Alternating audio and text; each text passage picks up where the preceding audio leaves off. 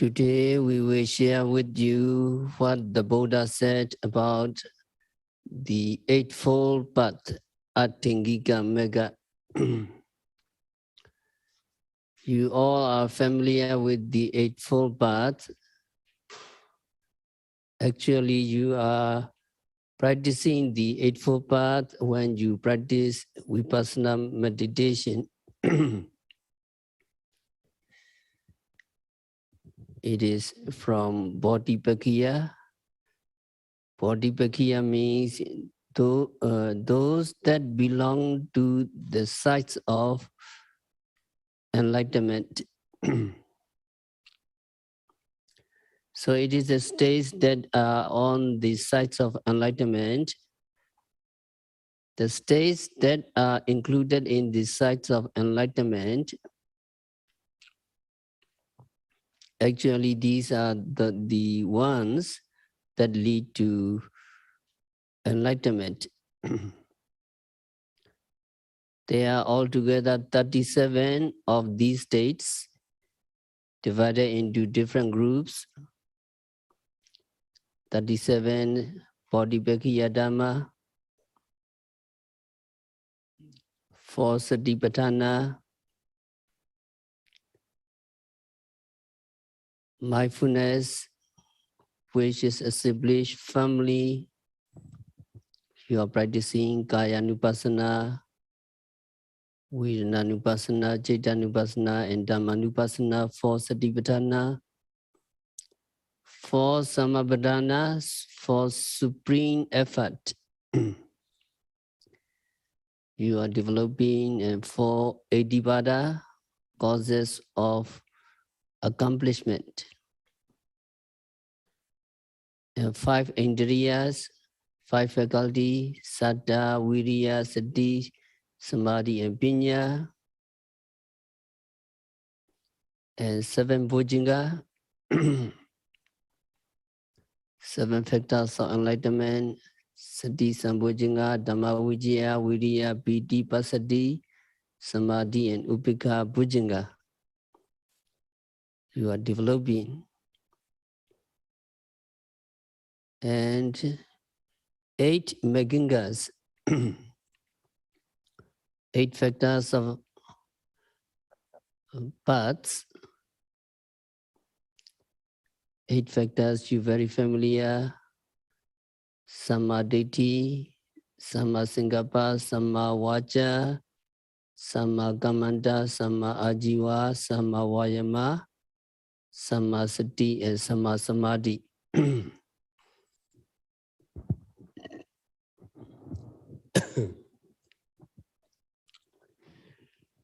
Sammaditthi, right understanding; Samma Sankappa, right thinking; Samma Vaca, right speech;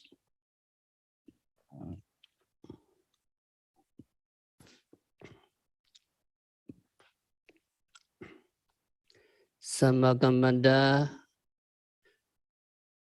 right action; Samma Ajiva, right livelihood;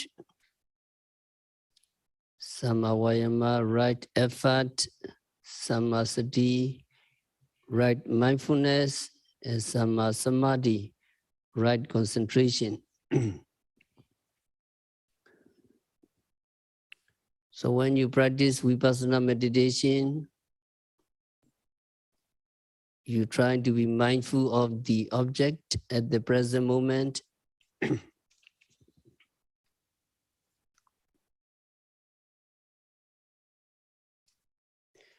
You have to make an effort to be mindful of the object, and the effort you make is one factor in the Eightfold Path. That is right effort, Samma Vayama. When you develop Bhujanga, that is Viriya, Sambhujanga. So they are the same. With right effort, you try to be mindful of the object, and you are mindful of the presently arising object. That means your mind hitting the objects thoroughly. Your mind hitting the objects thoroughly is what is called right mindfulness, samasati. When you develop bujinga, that is sati sambujinga, the same. When that right mindfulness becomes stronger, you come down and your mind at its work goes into the present object and stay there. So going to the object and staying there for a certain period of time is what is called right concentration, samadhi. When you develop bujinga, samadhi bujinga, samadhi sambujinga, the same.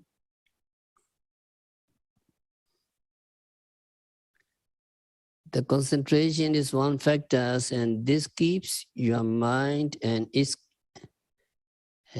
concomitant on concomitant on the object.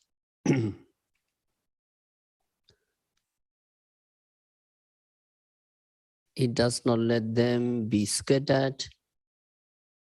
Your mind does not scatter, and it does not let them go to other objects, so that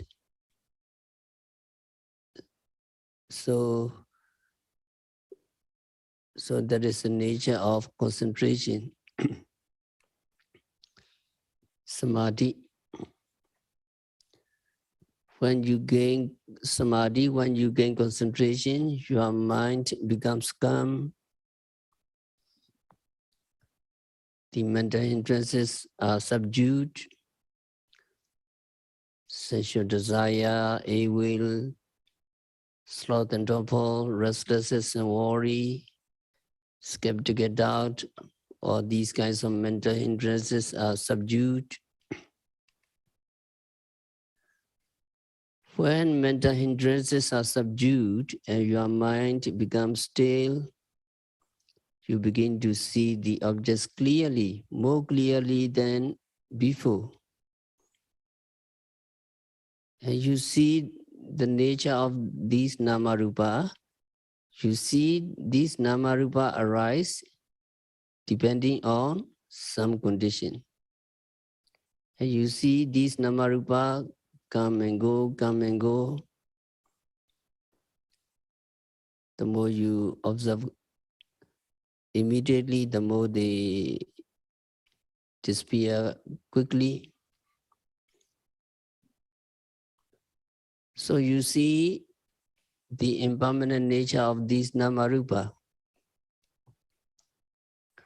When you see the impermanent nature, you also see their dukkha nature or unsatisfactory nature. Dukkha, suffering here means being constantly tormented by arising and disappearing. When you see the impermanent nature and unsatisfactory nature of namarupa, you also see the anatta nature. That means you have no control over namarupa. Namarupa arise and disappear as their own accord. And also you see that there are only the nama that is making note, and the objects that is taken as an object. There's no other things which can be called atta or soul or self. That means you see the anatta nature of things, so seeing the objects clearly and so on are what is called samadhi, right understanding in the context of vipassana. when you develop Bujinga, that is Dhamma Vijaya Sambhujinga, the same.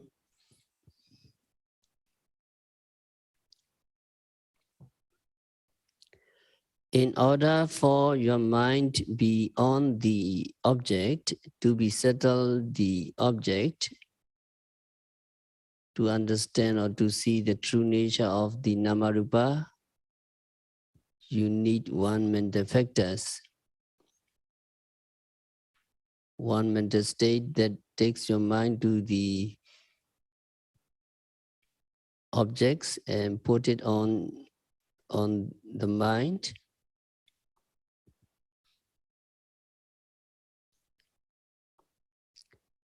In Vipassana, it involves the slight bending or directing the mind towards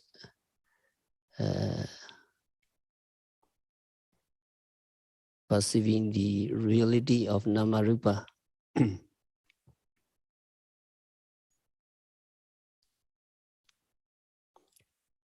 The state that takes your mind and put it on the objects is called right thinking.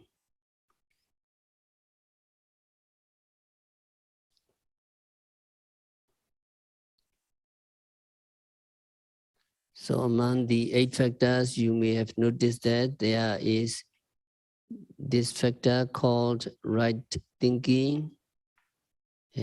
Right thinking does not mean thinking here. Its function is to put your mind on the objects. It is aiming or focusing so that understanding or wisdom can see the true nature of the Namarupa.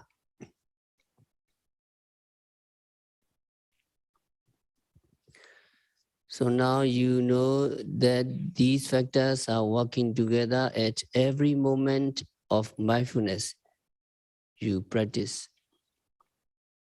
There's right effort, right mindfulness, and there is right concentration, and there is right understanding and the right aiming or right focusing, that is right thought. So these factors are working together harmoniously at every moment of your good meditation when you observe rising, falling, sitting, touching, seeing, hearing, etc.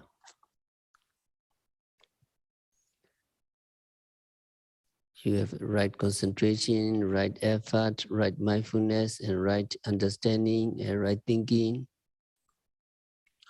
These 5 factors are called Karaka Meginga Waka factors, or we may call them active factors. Now there are other 3 that have to do with the moral conduct, that have to do with sila. They are right speech, right actions, and right livelihood. Sama vacha, sama kammanta, and sama ajiva. Strictly speaking, they are not present in your mind when you are practicing vipassana meditation. But these sila group are accomplished when you take precepts. So they cannot be called active factors. So you do not get all these factors. You get only the 5 factors working together in harmony at every moment of your practice of mindfulness. So when you practice vipassana meditation, you are practicing the Eightfold Path, and it is also called middle way, Michima Bhattivada. Michima Bhattivada, it is called the middle way because it does not fall into either of the 2 extremes. Kamasukhalikana yoga, one extreme is indulging in sensual pleasures, Atakilamatanu yoga, that is inflicting pain on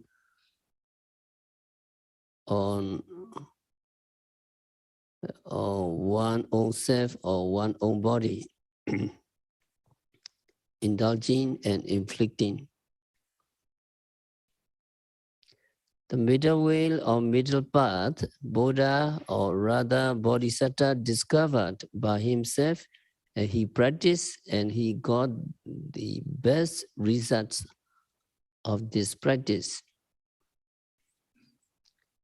That means as a result of this middle way, he became the Buddha. Megana Atingiko Sito, Buddha said. That means the Eightfold Path is the best among the paths. That means there are paths or roads and there are paths to be reborn in the Brahma realms and so on. Amongst all these paths, the Eightfold Path is the best because it leads to the eradication of mental defilements, it leads to the extinction of suffering. And Buddha said, this is the only way. There is none other for the purity of vision. And we must make note of this statement. Here, these verses are from the book called Dhammavada. So in Dhammavada, Buddha said emphatically that the Eightfold Path is the only way, and there is no other for the purity of vision. For the purity of vision means for the purity of path and fruition. That means for enlightenment.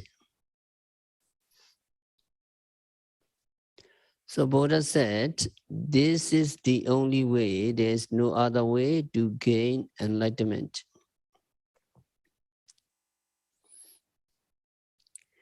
In the Mahasatipatthana Sutta, Buddha said, Ekaya no mego, this is the only way. This is the one way. This means the foundations of mindfulness. So this is the one way for the purification of beings and so on. The word Ikayana only way is interpreted in different ways, or it is called one way because it surely leads to Nibbana. It does not fork into branches and so on.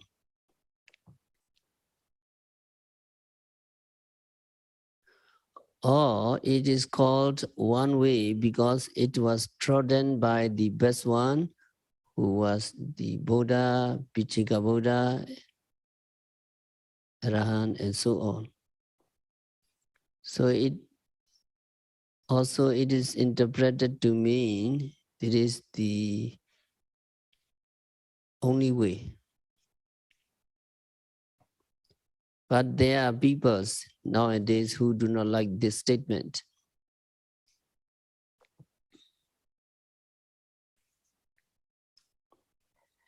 He said, this interpretation taking one way to mean the only way, because they argue that just as there are many roads to reach the city, so there would be many ways to Nibbana. So Satipatthana or Eightfold Path should be just one of many ways. But in this Dhammavada verse, Buddha emphatically said that this is the only way and there is no other. So in order to reach Nibbana, we must practice the Eightfold Path or foundations of mindfulness. We can practice the Eightfold Path or the foundations of mindfulness in different ways.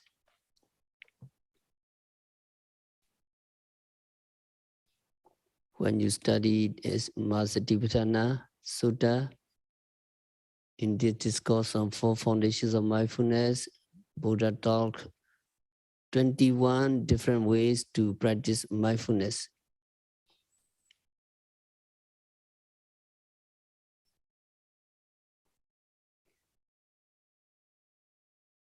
Anapana, mindfulness of breathing, clear comprehension, mindfulness with clear comprehension, and Dhatu Manasikara, reflection on material elements, and Iryapata, posture of the body, Vedananupasana, contemplations of feeling, Chaitanupasana, contemplations of consciousness,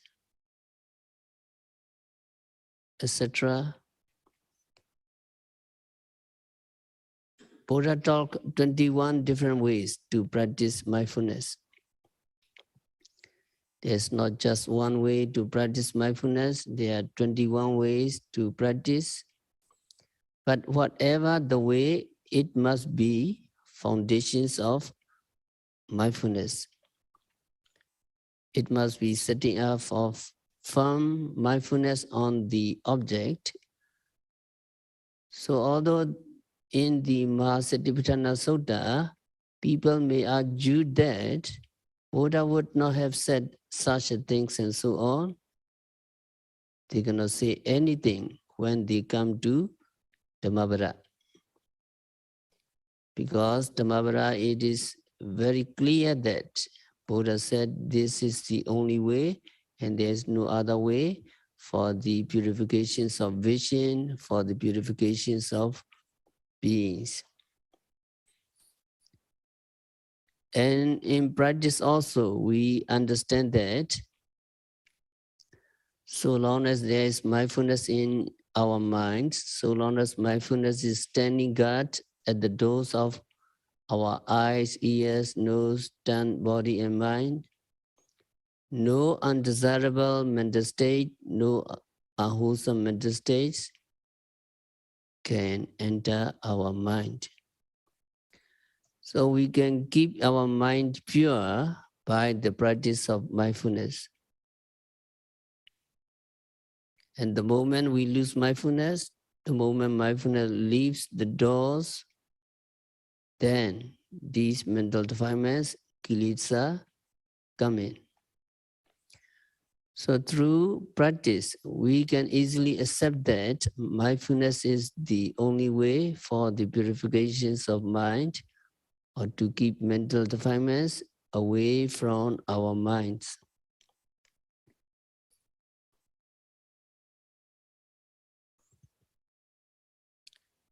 Esiwa mego natinyo dasanasa wisodiya etinyi tume patipijata. Buddha said, you follow this path. So Buddha asked his disciple to follow the middle path or to follow this Eightfold Path. Because only by following the Eightfold Path, only by practicing the Eightfold Path, beings can attain enlightenment, beings can get out of this samsara, the rounds of rebirths, the rounds of suffering. And Buddha said this practice is the bewilderment to Mara, the evil one. We can take Mara to mean kilesa, mental defilements. So by the practice of the Eightfold Path, we can bewilder mental defilements. That means we get rid of mental defilements.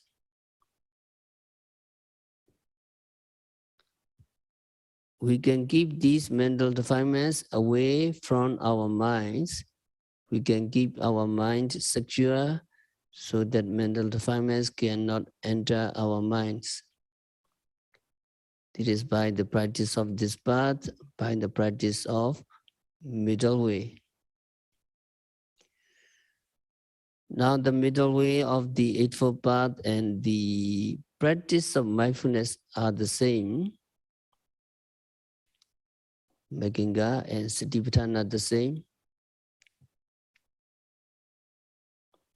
Also Bhujanga, the same. Although there are two names to this practice, it is just one practice given different names. So whether we say the foundations of mindfulness or just mindfulness or the Eightfold Path, we mean the same thing.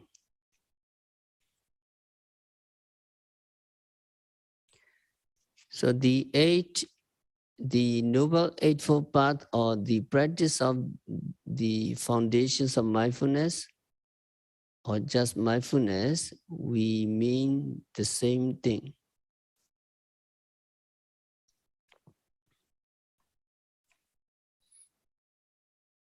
The Noble Eightfold Path or the practice of the foundations of mindfulness can keep mental defilements away from our minds.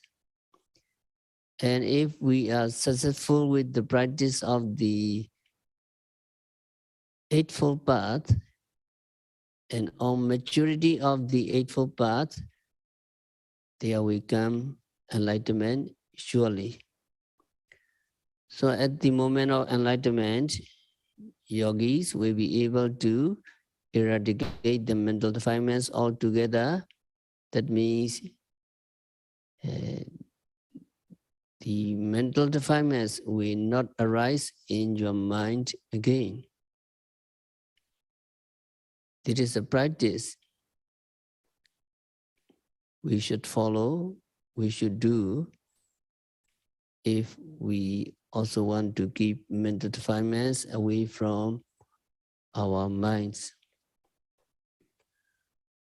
We want to keep mental defilements away from our minds because they produce suffering. Mental defilements are unwholesome karma. And as unwholesome karma, they give unwholesome results, painful results. If we do not want to get painful results in the future, we should avoid akusala, unwholesome mental states here and now, and to avoid unwholesome mental states from arising in our minds. And to prevent them from arising in our minds, we need to practice the Eightfold Path or foundations of mindfulness. Etinyi tume patipana dukkha santang karisata. Buddha said, entering upon that path, you will make an end of suffering. If you practice this path, you will make an end of suffering, you will get out of rounds of samsara, rounds of suffering, you will realize nibbana.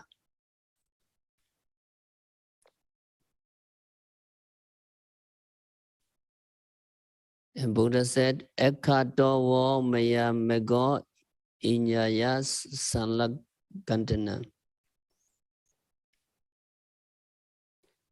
Having known by myself, I have taught you this path. Now Buddha said, I discovered this path by myself, and then I have taught this path to you. That means Buddha's knowledge on this path is not second-hand. It is his own knowledge. He discovered this method all by himself without the help of a teacher.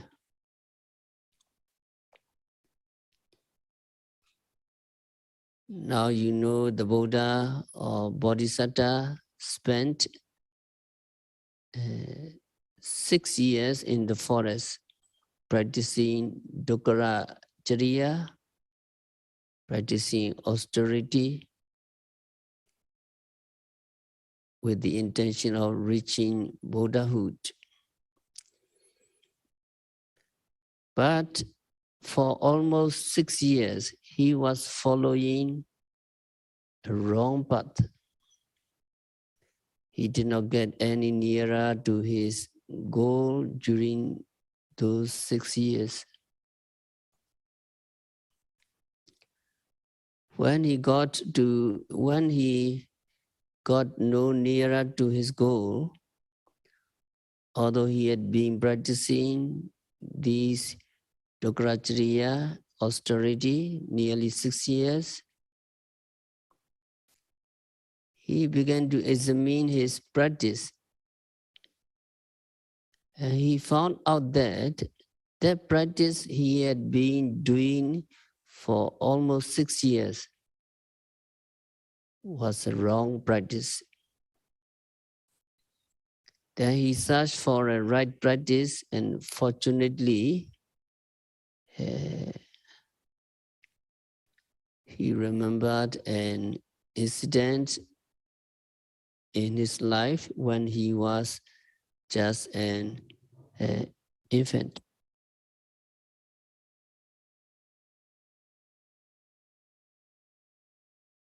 At that time, maybe he was not even 1 year old.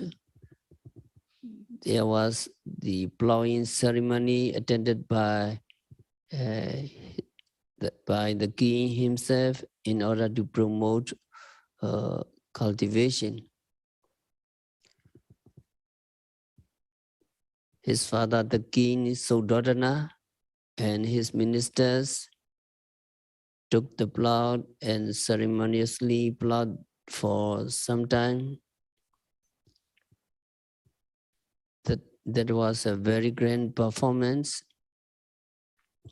So when the king Sayādaw, Bodhisattva father, went to participate in the plowing ceremony, he left his infant son in the care of nurses. So the prince was put under a tree, and a curtain was put around the tree,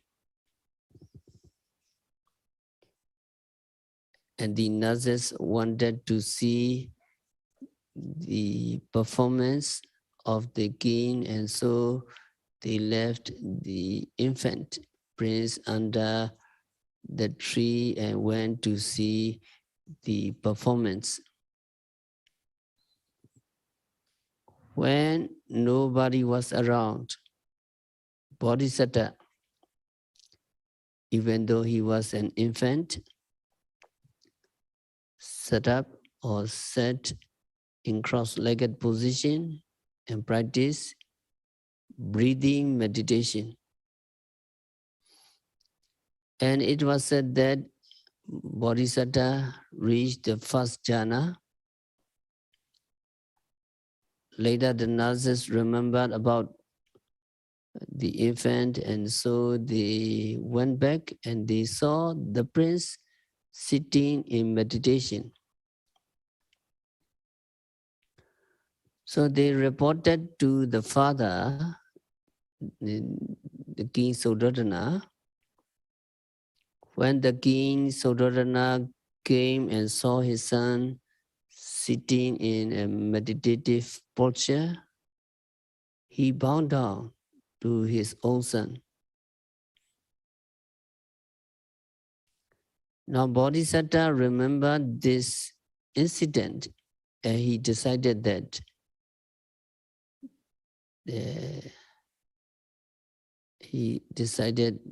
that was the correct way,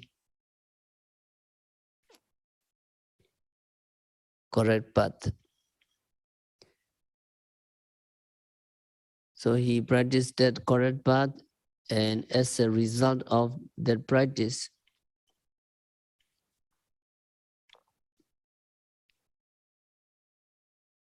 he practiced Eightfold Path, and he observed the five Upadana Khanda, the arising and disappearing of Upadana Khanda. That means he observed every phenomena occurring at the six sendos, and he realized the arising and disappearing of these five Upadana Khanda, five aggregates, and accordingly he attained for Ariya Meganyana, and he became the Buddha. Now it took only one night for the Bodhisattva to become the Buddha. So now you are practicing this, his method, developing the Eightfold Path, trying to observe every phenomena occurring at the six sendos. Now Bodhisattva practiced this method, and he became the Buddha. Before he discovered this correct way and discovered the Eightfold Path, it took him nearly 6 years practicing austerities because he was on the wrong path. Once he discovered the right path, it just took him one night to become the Buddha. So Buddha said, having known by myself this path, I have taught it to you. Now I have taught this Eightfold Path to you, and this path is described as the one that removed the thorns of mental defilements. This path is able to remove mental defilements from your mind. Tu mehi keja mataban ekataro tathagata, Buddha said. But you yourself must make the effort. The Tathagatas or Buddhas are only teachers. It is very important in Buddhism. We do not get anything free. We have to make effort ourselves. We have to work out ourselves to gain enlightenment. So we ourselves must make the effort. That means you cannot practice for me, you cannot practice for your parents. You cannot give enlightenment to other people as a gift. It is impossible. We ourselves must practice, you yourself must practice, they themselves must practice. That is why Buddhists always rely on their self to gain enlightenment. We cannot rely on any other person. We cannot rely on even the Buddha himself. What we rely on the Buddha is for the instruction, for the true teaching. But after understanding the teaching of the Buddha, we must practice ourselves. If we do not practice ourselves, we cannot hope to gain any Dhamma results. It is very clear in Buddhism that we must make a effort ourselves. We cannot rely on any other person for our enlightenment.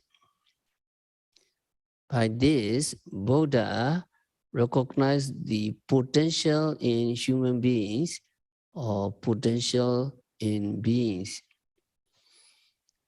That is, beings have the potential to work out for their own enlightenment.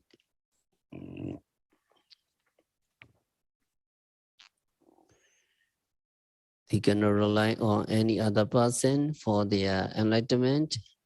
They are capable of achieving enlightenment if they follow the teachings of the Buddha and do the practice themselves.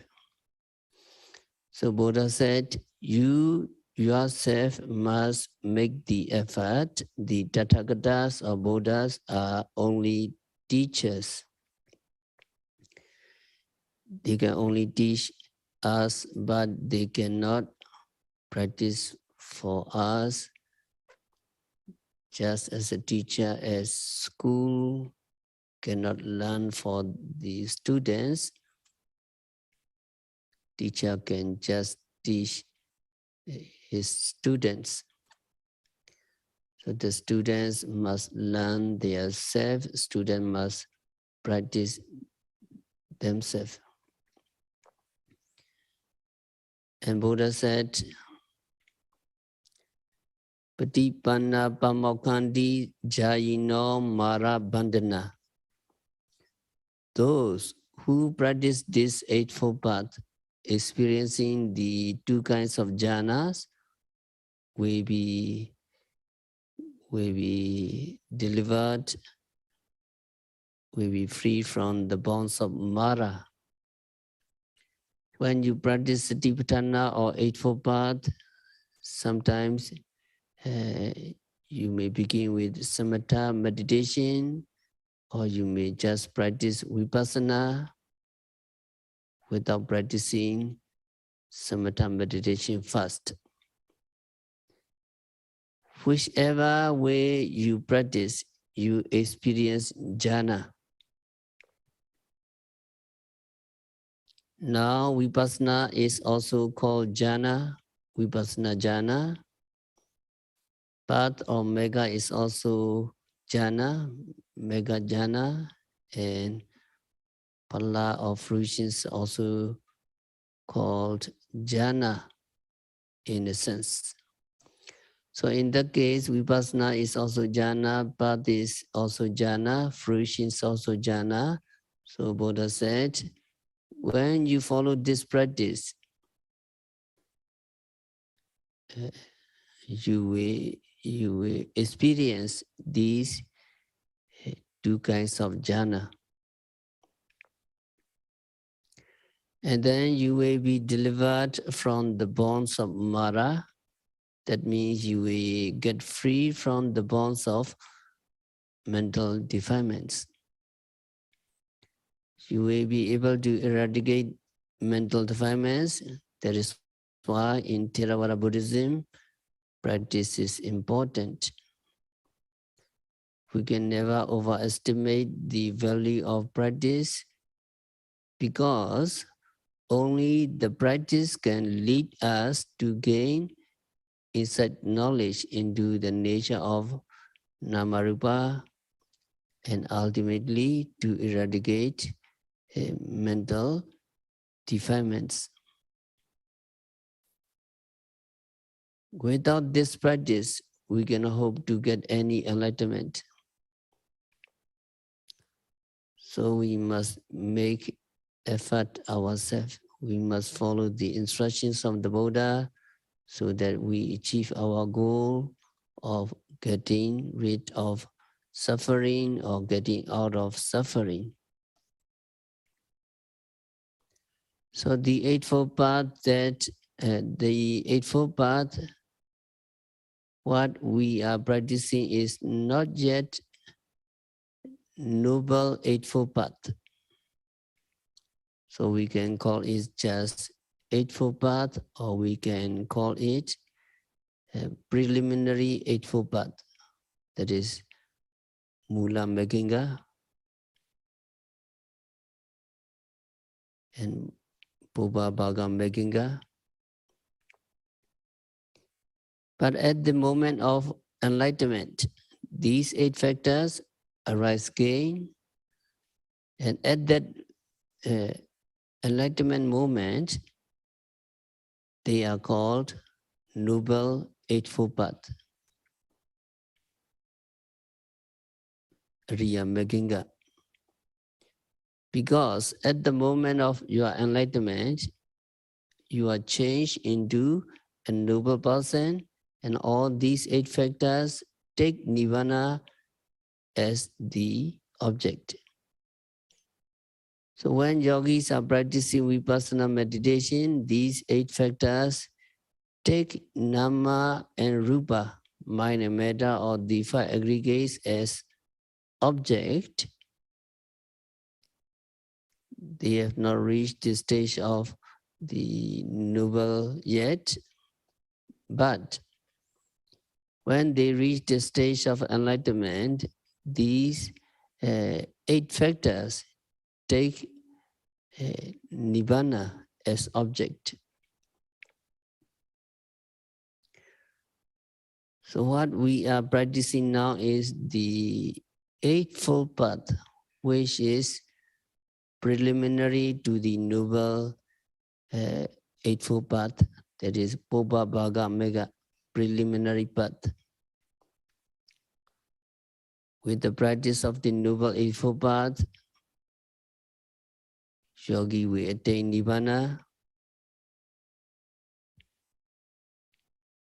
and also when you practice Bhujanga with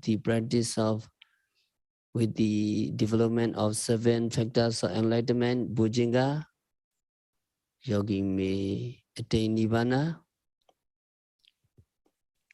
Yogi may be able to get rid of mental defilements and achieve the cessation of all suffering. So Eightfold Path you are practicing, and also 7 Bhujanga, the same things you are practicing. So Eightfold Path you are practicing, need to remember. Can you follow me?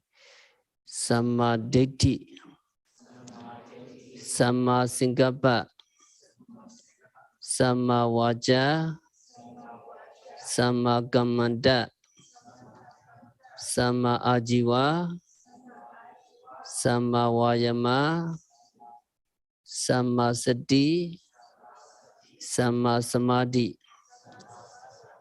Right understanding, right thinking, right speech, right action, right livelihood, right effort, right mindfulness, right concentration. So all the Eightfold Path, the same as 7 Bhujanga, Samadhi. If you develop Bhujanga, that is what called the Dhamma Vijaya Sambhujanga, and Samma Vayama is Viriya Sambhujanga, Samma Sati, Sati Sambhujanga, Samma Samadhi, Samadhi Sambhujanga. So with the practice of the Eightfold Path, with the practice of the 7 factors of enlightenment, with the practice of the 4 foundations of mindfulness, all are the same. For Satipatthana, for Samapatthana, for Etipada, for 5 Indriya, 5 powers, 7 Bhujanga, or 8 Magingas, 37 Bodhipakhiya Dhamma. If you understand one, you cover everything. That means if you practice 4 foundations of mindfulness, you are developing 7 Bhujanga, 7 factors of enlightenment. If you practice 4 foundations of mindfulness, you are developing Eightfold Path. Eightfold Path. So we have to stop our discourse for today. Tomorrow we continue Bujinga. All are the same. You are developing. By developing 7 factors of enlightenment, 7 Bujinga, by practicing Satipatthana Vipassana meditation, by developing Eightfold path, 8 Megangas, by noting, rising, falling, sitting, touching, seeing, hearing, continuously and meticulously. May all yogis be liberated from all suffering. May all yogis realize the real peace in the very near future. So